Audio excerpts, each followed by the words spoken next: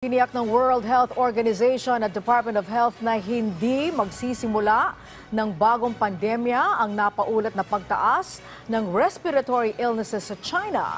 Sa ngayon ay bumaba na ang mga kaso ng influenza-like illnesses sa bansa. Ngunit paghihimok ng DOH sa publiko, magsuot ng mask kung may sakit. Si Mark Fetalco sa sentro ng balita.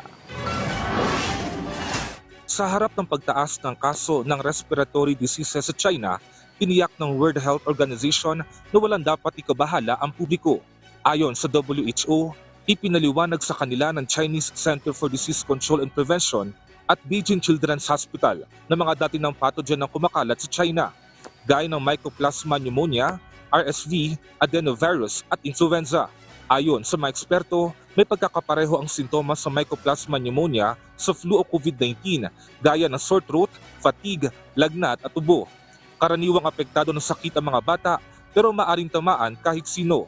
肺炎支原体是我国社区获得性肺炎的一个重要病原体之一，每年秋冬季高发，儿童和青少年易感，主要是通过呼吸道飞沫的传播，因此在无防护的情况下，在这个人口密集场所，比方说 Sa ngayon, walang rekomendasyon ng WHO ng anumang pag-iingat para sa mga pupunta ng China. Payo lamang nito sa publiko, wag nang ituloy ang pagbiyahe kung may sakit. At kung makaranas ng sintomas, maiging ibahagi ang kanilang travel history sa kanilang healthcare provider.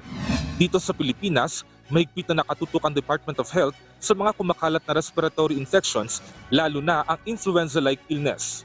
Sa pinakahuling datos ng DOH, umabot na sa mahigit 182,000 ang naitalang ILI cases sa bansa.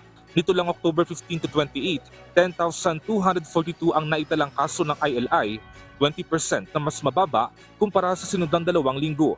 Sa kabila nito, pinag-iingat pa rin ito ang publiko upang maiwasan ang pagtaas ng kaso, lalo na ngayong papalapit na holiday season. Paalala ng DOH, magpabakuna, mag-isolate kung may sakit at magsuot pa rin ng face mask. Mark Fetalco para sa Bayan.